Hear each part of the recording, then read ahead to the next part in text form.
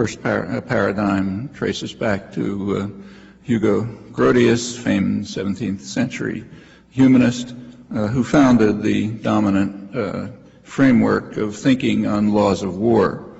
Within this paradigm, law of war is an act of states, and just war proposals are means to humanize, to introduce humanity in warfare. It's one tradition. The contrasting Republican paradigm traces back to Rousseau and the uprising against monarchy and feudalism in the late 18th century, including the American Revolution. This paradigm blends war with justice, with liberty, equality, individual and community rights, whatever else may fall within our concept of justice. Well, these positions are, of course, idealizations. The real world is more complex. The formal implementation of efforts to introduce humanity into warfare do not simply disregard questions of justice, but they do put them to the margins. They're not central to the codification of the principles of world order and practice, with the single exception of the Universal Declaration of Human Rights, which has a pretty tattered history. Well, despite real-world complexities, the differences between these two approaches I think, deserve attention in considering both the issues that are addressed and those that are ignored. We might ask whether that itself is just. There are at least three major sources of insight into the concepts of just war. The first is the scholarly literature. The second is the underlying notions of human nature that underlie our moral judgments. And the third is the international codifications. So I'd like to say a few words about each of these topics. I think it may help to indicate in advance where I'm heading. In brief, my own conclusions are that the literature merits careful attention, but is ultimately not very instructive about just war. Secondly, that the notions of human nature should be at the heart of the discussion, although serious inquiry into this is still in its early stages. And third, that the codifications seem to me sensible, but actions in the real world all too often reinforce a famous maxim of Tacitus that the strong do as they can, while the weak do as they must. So let's start with some remarks on some of the current literature on just war. One of the most recent studies is Michael Walzer's book, Arguing About War, which merits particular attention, not only because of the high praise it's received, but also because Walzer is responsible for largely responsible for the recent revival of just war theory.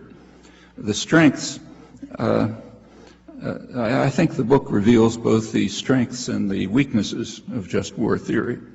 The strengths are that many of the conclusions seem plausible enough, at least to me, but particularly those conclusions that pretty much reiterate standard codifications. The weakness is that despite the book's title, Arguing About War, it's very hard to find an argument. You might try that as an experiment.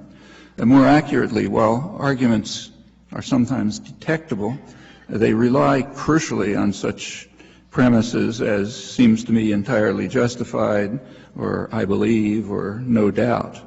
And there's almost no effort to bring in relevant background information and evidence.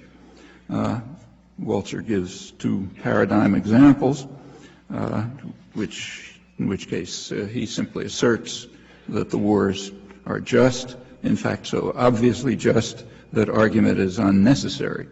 The two examples are Afghanistan and Kosovo. He describes the invasion of Afghanistan as a triumph of just war theory, which stands alongside the bombing of Serbia in 1999 as an uncontroversial case of just war. No argument is felt to be necessary, although in either case it doesn't take much effort to think of possible evidence that might bear on the pronouncement that these are triumphs of just war theory. And these are considerations that would certainly be brought up by just war theorists if the responsibility for the military action lay elsewhere. Well, for lack of time, I'll skip illustrations, but can come back to them if you'd like. To be clear, I'm not asking whether the bombings of Afghanistan and Serbia were right or wrong. Maybe they were, maybe they weren't.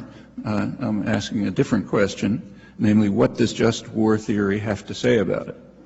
And I think if you look closely, you'll find that the answer is that it has nothing to say about it. We're left with assertions of the authors that state violence was justified, uncontroversially so, and any consequences, whether anticipated or not, are entirely, no doubt, the fault of the official enemy. Well, another recent and also highly regarded inquiry into just war theory is by moral political philosopher Jean Belka-Eilstein. The paradigm of just war, she writes, is the bombing of Afghanistan, and she adds that nearly everyone, with the exception of absolute pacifists and a few lunatics, agree that the bombing of Afghanistan was clearly a just war. Argument ended. In reality, nearly everyone excludes substantial categories of people. The majority of the world's population, for example, even in Europe, far more so in Latin America, and also leading Afghans who had been fighting the Taliban, and including U.S. favorites, and virtually all aid agencies working there. But what's relevant is that this constitutes the sole argument to establish that the war was just, in fact, uncontroversially so. Facts are irrelevant, and no further argument is needed. Well, Eilstein does provide criteria for just war, so we at least have the rudiments of a theory. 4 criteria, I'll read them. First criterion, the war must be openly declared or otherwise authorized by a legitimate authority. Second, it must begin with the right intentions. Third, force is justified if it protects the innocent from certain harm, as when a country has certain knowledge that genocide will commence on a certain date. Fourth, it must be a last resort after other possibilities for the redress and defense of the values at stake have been explored. The first 2 conditions are vacuous. Declaration of war by an aggressor confers no support whatsoever for a claim of just war. And even the worst criminals claim right intentions. The third and fourth conditions sound reasonable, but they have no relevance at all, clearly, to the case of Afghanistan. So therefore, Eilstein's paradigm example collapses entirely under her own criteria. Let me add just one word on the classic modern work, Michael Walzer's Just and Unjust Wars, which I believe you've been reading.